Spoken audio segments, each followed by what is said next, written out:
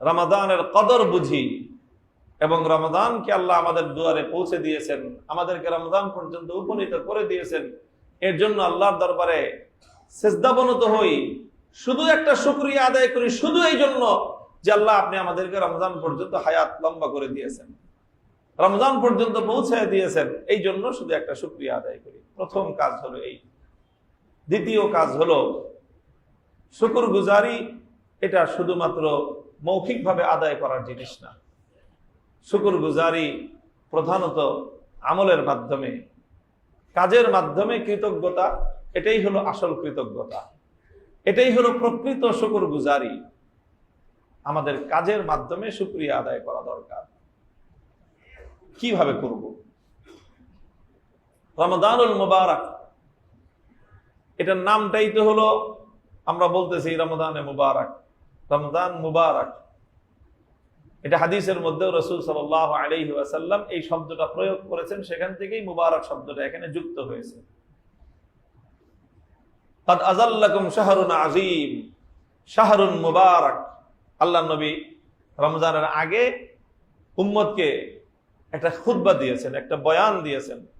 সেই বয়ানে রমজান সম্পর্কে বলেছেন, আইয়ুহান নাস কাদ আযাল্লাকুম শাহরুন আযীম, হে আমার উম্মত, হে মানব জাতি, তোমাদের মাথার উপর ছায়া দিচ্ছে, তোমাদের মাথার উপর চলে এসেছে এক মহান মাস। প্রথম শব্দ হলো এক মহান মাস, দ্বিতীয় শব্দটাই হলো শাহরুন মুবারক, বরকতময় এক মাস। বরকতময় অর্থ কি? আমরা তো মুবারক মুবারক বলি, বরকতময়ের অর্থ সহজ ভাষায় হযরত শাইখুল হাদিস রাহমাতুল্লাহ আলাইহি বলতেন, কথ্য ভাষায় সহজে বুঝতে হলে এক শব্দে বরকতময় মানে হলো অল্প তেলে মসমসা ভাজা। তেল কম খরচ হবে কিন্তু ভাজা মসমসে হবে, অর্থাৎ ইনভেস্ট কম, প্রফিট বেশি। এটাই হলো বরকত। রমজান বরকতময়, এর অর্থ হলো রমজানে আমি কষ্ট কম করে আমি অধিক মুনাফা অর্জন করতে পারবো, অল্প আমল করে বেশি নেকি উপার্জন করতে পারবো, অল্প মেহনতের দ্বারা আমি অধিক লাভবান হতে পারবো। এই জন্যই রমাদানকে মুবারক বলা হয়। তো আমরা আল্লাহ পাক রব্বুল আলামিনের পক্ষ থেকে রমাদানকে বরকতময় করা হয়েছে। আমাদের উচিত হলো আল্লাহর পক্ষ থেকে এই বরকতকে এমন ভাবে আলিঙ্গন করা যেন আমরা উদ্গ্রীব হয়ে পড়েছি। আল্লাহর পক্ষ থেকে বরকত আসলে সেটাকে কেমন ভাবে আলিঙ্গন করতে হয় দেখেন। হযরত আইয়ুব আলাইহিস সালাতু ওয়াস সালাম, তো আমরা জানি সকলেই, ইতিহাস কোরআনে পাকের মধ্যে বর্ণনা হয়েছে। আইয়ুব আলাইহিস সালাতু ওয়াস সালাম, উনি সবচেয়ে বেশি প্রসিদ্ধ ওনার কোন বৈশিষ্ট্যের জন্য বলতে পারেন? ধৈর্য, তাই না? সবর। সবরের ক্ষেত্রে আইয়ুব আলাইহিস সালাম হলেন পৃথিবীবাসীর জন্য আল্লাহর পক্ষ থেকে উপস্থাপিত সর্বশ্রেষ্ঠ আদর্শ। আইয়ুব আলাইহিস সালাম, ওনার উপর দিয়ে আল্লাহ পাক রব্বুল আলামিন বিপদের পর বিপদ, বিপদের পর বিপদ। প্রথমে ওনার সম্পদ ধ্বংস হয়েছে, সব শেষ, পরিবার পরিজন সব শেষ। তারপরে নিজের শরীর যেটা মানুষের সর্বশেষ, এটা একেবারে সম্পূর্ণ পচে গলে পোকামাকড় হয়ে সারা শরীরটা পর্যন্ত বিধ্বস্ত হয়ে গিয়েছিল। এই তো সেই জায়গা থেকে আল্লাহ পাক রব্বুল আলামিন দীর্ঘ এক পরীক্ষার পরে আল্লাহ রিকভারি করলেন, আইয়ুব আলাইহিস সালামকে সুস্থতা দান করলেন। ওনার শরীর আবার সুন্দর সুদর্শন মানুষে তিনি পরিণত হলেন। ওনার আবার সেই সন্তান সন্ততি পরিবার পরিজন সব আগের মতো হলো। ওনার সম্পদ আগের চেয়ে আরো সুন্দর হলো। সব আল্লাহ পাক রব্বুল আলামিন রিকভারি করে দিয়ে আরো বেশি দিয়ে দিলেন। সেই জীবনের ঘটনা। আইয়ুব আলাইহিস সালাতু ওয়াস সালাম এইরকম সময়ে একদিন গোসল করতে গেছেন। কোন একটা নদীর ঝিলে হবে অথবা কোনো খালের পাড়ে কোনো একটা জায়গায় পানিতে গোসল করতে গেছেন। তিনি গোসল করতে যাওয়ার সাথে সাথে দেখেন অসংখ্য অগণিত ফড়িং আছে না, যে ঘাস ফড়িং বলি আমরা, এই ফড়িং গুলো উড়ে আসতেছে ঝাঁকে ঝাঁকে। এবং আশ্চর্য হলো, সাধারণ ফড়িং না, এই সবগুলো স্বর্ণের ফড়িং। একেবারে অরিজিনাল স্বর্ণ। এই স্বর্ণের ফড়িং ঝাঁকে ঝাঁকে উড়ে আসতেছে আইয়ুব আলাইহিস সালামের দিকে চতুর্দিক দিয়ে। হযরত আইয়ুব আলাইহিস সালাতু ওয়াস সালাম গোসল বাদ দিয়ে যে গামছা নিয়ে গেছেন গোসল করতে, এই ফড়িং ধরে ধরে সব গামছার মধ্যে ভরা শুরু করলেন।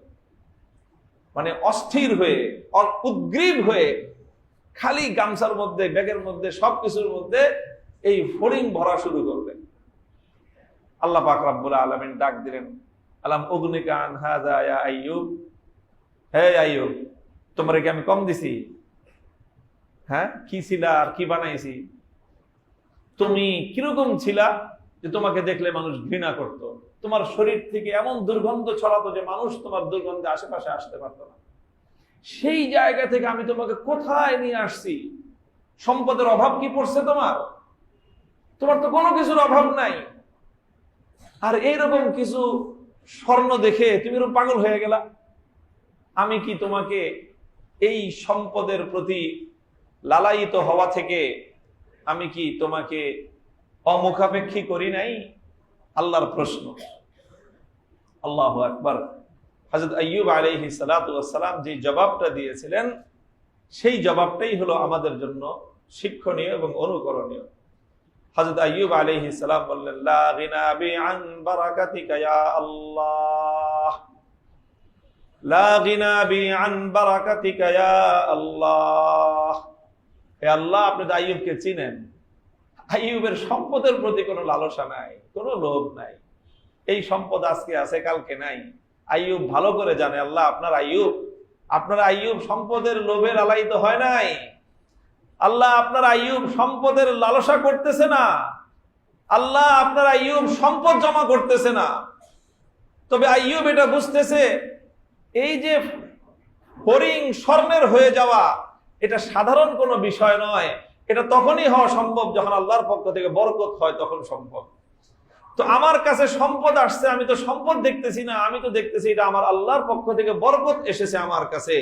আর আমার আল্লাহ যখন আমার কাছে বরকত পাঠায়, তো আমি আইয়ুব আমার আল্লাহর বরকতকে আলিঙ্গন করার জন্য পাগল না হয়ে তো আমি পারি না। তো আমি আমার আল্লাহর বরকতকে আলিঙ্গন করার জন্য আমি পাগল, আর উন্মাদনা তৈরি হয়েছে আমার মধ্যে। এটা সম্পদের লোভে নয়, আমার রবের বরকতকে আলিঙ্গন করার জন্য, আমার রবের বরকতকে হাসিল করার জন্য। মুহতারাম হাজিরিন, রমাদান উপলক্ষে আমাদের এরকম হয়ে যাওয়া উচিত যে চারিদিকে আল্লাহর পক্ষ থেকে রহমত এবং বরকতের ছড়াছড়ি। গোটা রমজান উপলক্ষে আল্লাহর পক্ষ থেকে বরকতের ছড়াছড়ি।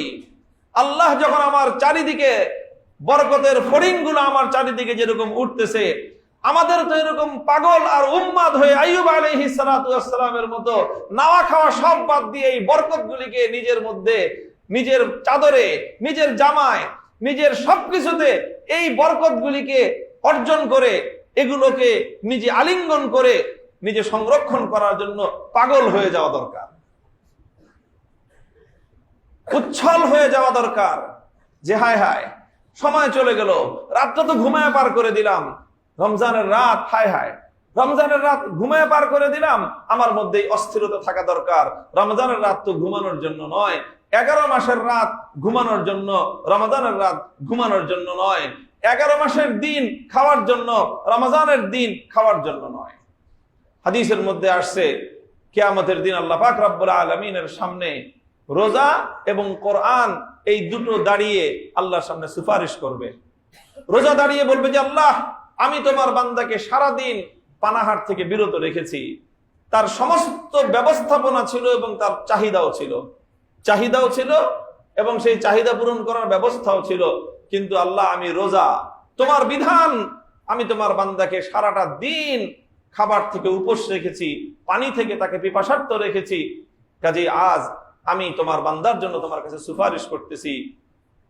কোরআন দাঁড়ায় যাবে, কোরআন দাঁড়ায় বলবে যে, আল্লাহ, তোমার এই বান্দা সারাটা দিন খায় নাই, পান করে নাই, ক্লান্ত, পরিশ্রান্ত, পিপাসার্ত ছিল। এই অবস্থায় তার সামনে রাতের প্রশান্তিদায়ক নীরবতা এসেছিল, রাতের অন্ধকার তাকে এসে আচ্ছন্ন করে নিয়েছিল।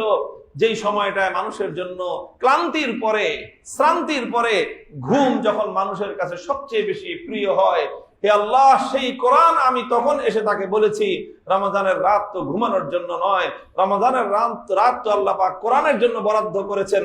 সুতরাং হে আল্লাহর বান্দা, তুমি ওঠো, দাঁড়াও, এই রাতটাকে তুমি কোরআনের দ্বারা তুমি আলোকিত করো, কোরআনের দ্বারা তুমি এই রাতটাকে জীবিত করো, উজ্জীবিত করো।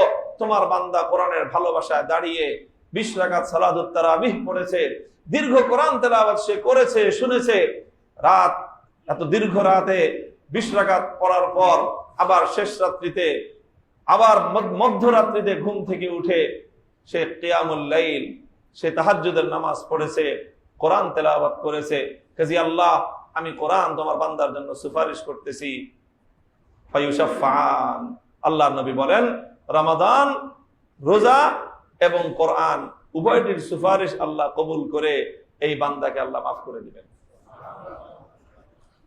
মুহতারাম হাজিরিন, কাজেই রমাদানকে এইভাবেই হাসিল করা দরকার, এইভাবেই হাসিল করা দরকার। প্রথম কথা হলো আমাদের মধ্যে যেন একটা উদ্গ্রীব ভাব আসে, একটা উদ্গ্রীব ভাব যে হায় হায় ছুটে গেল, সময় ছুটে গেল, সময় নাই আর, কথায় কথায় কথা চলে আসে। এই যে আমাদের 10 তারিখ পর্যন্ত প্রচারণার সুযোগ ছিল, এই 10 তারিখের আগ পর্যন্ত ঘুম নাই, 3:30টার সময় যাইতাম এখান থেকে, আপনাদের এখান থেকে, আবার দেখবে সকাল 9টায় আমি ঘুরতেছি। কেন? 10 তারিখের পরে তার প্রচারণার সুযোগ নাই। কি এক উন্মাদনা কাজ করেছে আমাদের মধ্যে, শুধু আমাদের মধ্যে না, আমাদের যত সমর্থক ছিল সব পাগল হয়ে গেছিল।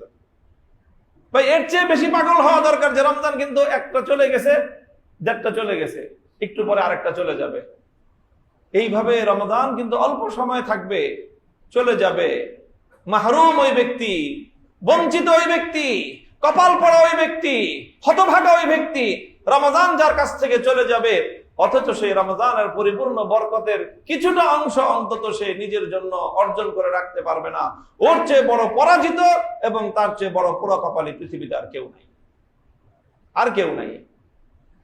এই জন্য আসুন আমরা রমজানকে নিজেরা হাসিল করা, রমজানের খায়র ও বরকত অর্জন করার চেষ্টা করি। আমি এখন আপনাদেরকে সর্বশেষ রমজানকে আমরা কিভাবে কাজে লাগাতে পারি ছোট্ট একটা আপনাদেরকে আমি একটা পরামর্শ দিই। রমজান উপলক্ষে আমাদের একটা বিশেষ রুটিন থাকা দরকার, যেটা 11 মাস থেকে ডিফারেন্ট হবে, ভিন্ন একটা রুটিন, একটু আলাদা একটু রুটিন হওয়া দরকার। সেই 11 মাসের মতো সকালবেলা ঘুম থেকে উঠে অফিসে যাই, অফিস থেকে এসে সন্ধ্যা হয়ে যায়, তারপরে এসে খানা দানা খাই, তারপরে এসে রিমোট নিয়ে বসি, টেলিভিশন দেখি, তারপরে আজান দিলে যাই মসজিদে যাই, মসজিদে গিয়ে 2 ওয়াক্ত নামাজ পড়ে এসে আবার ঘুম দেই। কিন্তু আমার 11 মাসের রুটিন। আমার রমজান উপলক্ষে আল্লাহ পাক এত বড় অফার দিলেন, এত বড় ছাড় দিলেন যে রমজানের যে কোনো একটা ফরজ ইবাদত অন্য মাসের 70টা ফরজ ইবাদতের সমান সওয়াব। এত বড় ফজিলত আল্লাহ দিলেন, আমি কি করলাম? এই জন্য আমার রমজান উপলক্ষে একটা বিশেষ রুটিন থাকা চাই। সেই রুটিনটা এরকম হতে পারে, আমরা যারা সাধারণ মানুষ, কর্মজীবী হই অথবা চাকরিজীবী হই, ব্যবসায়ী হই, যেই হই, আমরা তো সকালে ঘুম থেকে উঠি, সেহরি খাওয়ার পরে ফজরের নামাজ পড়ে একটা ঘুম দেই, সকলেই দিতে হয়, ঘুমাতে হয়। এই ঘুমটা থেকে আমরা কেউ 8টায়, কেউ 9টায়, কেউ 10টায় ঘুম থেকে উঠি। যখনই ঘুম থেকে উঠব, তো সাধারণত অন্য মাসে তো ঘুম থেকে উঠেই কাপড় চোপড় কোন রকম গায়ে দিয়ে খেলি দৌড় দিই কর্মস্থলের দিকে। রমাদান উপলক্ষে এটা না করি। রমাদানে অন্তত আধা ঘন্টা 1 ঘন্টার সময় হাতে রেখে ঘুম থেকে উঠি। ঘুম থেকে উঠে উজু করে 2 রাকাত 4 রাকাত সালাতুদ দুহা, সকালবেলার নামাজ আদায় করি। সকালবেলা নামাজ, যেটা অন্য দিনে ইশরাক পড়তাম এবং চাশতের নামাজ পড়তাম, এই দুটোকে একত্রিত করে সালাতুদ দুহা, ঘুম থেকে উঠে 4 রাকাত নামাজ সালাতুদ দুহা আদায় করি। আদায় করে জায়নামাজে বসে যদি সম্ভব হয় আমার আল্লাহর পাক কালাম পবিত্র কোরআনটা নিয়ে একটু বসি, একটু তেলাওয়াত করি রমজান উপলক্ষে। শুরুতে একটা দিনের শুরুটা সুন্দর হলো। যদি 1 ঘন্টা সময় বরাদ্দ দেওয়া যায় এই কাজটার জন্য, কতই না সুন্দর হবে। না পারলে অন্তত আধা ঘন্টা সময়, 2 রাকাত 4 রাকাত নামাজ। 4 রাকাত নামাজের মধ্যে আবার 2 in 1 করা যায়। 2 in 1, 2 in 1 মানে হলো একটার মধ্যে দুইটা নিয়ত করে নেবেন। 2 রাকাত নামাজ পড়বেন তওবার নিয়তে, যে এই যে আমার গুনাহ খাতা হয়ে গেল, আমি অনেক কিছুই করতে পারি নাই, যা যা করা দরকার ছিল, এই জন্য আল্লাহ তওবা করতেছি, মাফ করে দেন।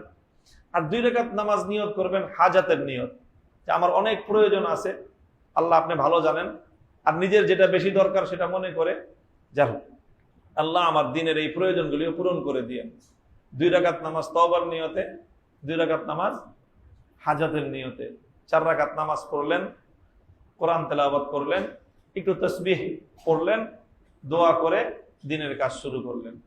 এরপরে অফিসে যান, ব্যবসা প্রতিষ্ঠানে যান, দোকানে যান, যেখানে যান যান, যদি সম্ভব হয় একটা তাসবিহ হাতে রাখবেন, একটা তাসবিহ হাতে রাখবেন রমজান উপলক্ষে। তাসবিহ মানে হলো আসলে মুসাব্বিহা, মানে হলো আপনাকে স্মরণ করায়া দিবে। তাসবিহ দিয়ে গনে গনে পড়লে বিশেষ কোনো ফায়দা আছে ব্যাপারটা এমন না, এটা গনার জন্য না, আসলে এটা মূলত স্মরণের জন্য। একটা তাসবিহ হাতে থাকলে যে কোনো আল্লাহ আল্লাহ জিকির, সুবহানাল্লাহ, আলহামদুলিল্লাহ, লা ইলাহা ইল্লাল্লাহ, আল্লাহু আকবার, দিনটা এভাবে কেটে গেল। 5 ওয়াক্ত নামাজ জামাতের সাথে আদায় করার চেষ্টা করব। প্রত্যেক ফরজ নামাজের সাথে অন্তত চেষ্টা করব 2-4 রাকাত নফল নামাজ অতিরিক্ত পড়তে রমজান উপলক্ষে। এটা হলো অতিরিক্তটা। এরপরে সন্ধ্যাবেলায় ইফতারের সময় আমরা ইফতারটা যখন করি, তখন ইফতারটা খুব তাড়াহুড়ার মধ্যে করি, আর ইফতারের আগ মুহূর্তের সময়টা শুধুমাত্র ওই মুড়ি ভর্তা বানানোর মধ্যে আমাদের সব ব্যয় হয়ে যায়।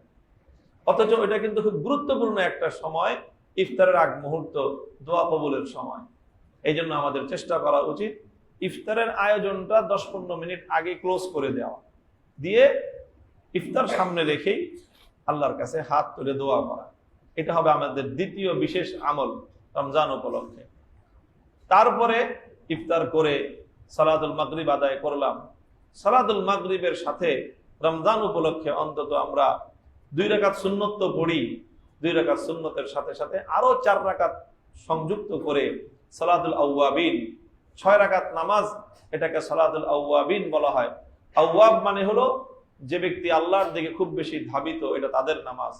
এই নামাজ যারা আদায় করে, হাদিসের মধ্যে এসেছে সমুদ্রের ফেনা পরিমাণ গুনাহ থাকলে আল্লাহ মাফ করে দিবেন। এটা হলো রমজান স্পেশাল 3 নম্বর। আর 4 নম্বর তো আছেই, সালাতুত তারাবিহ তো পড়বই ইনশাআল্লাহ। সালাতুত তারাবিহের মধ্যে কোনো ধরনের ফাঁকিবাজি করার, শর্টকাট কোনাকুনি যাওয়ার চিন্তা করব না। পূর্ণ রমজানে 1 খতম কোরআন কারীমের তেলাওয়াত এটা যেন শোনা হয়। এটা 20 রাকাত না পড়লে তো হওয়ার সুযোগ নাই।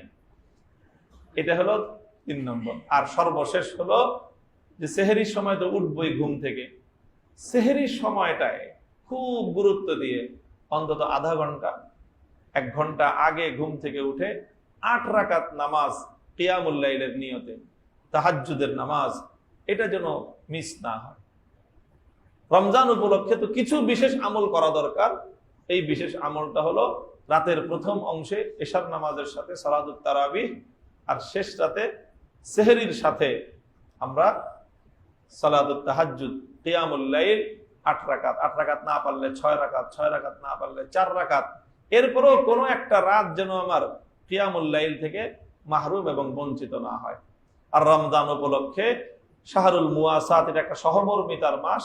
মানুষের প্রতি সহমর্মিতা করা, নিজের অধীনস্থ যারা আছে তাদের কাজকর্ম একটু সহজ করে দেয়া, রমজান উপলক্ষে ব্যাপকভাবে মানুষকে সহযোগিতা করার একটা ব্যাপক উদ্যোগ গ্রহণ করা চাই।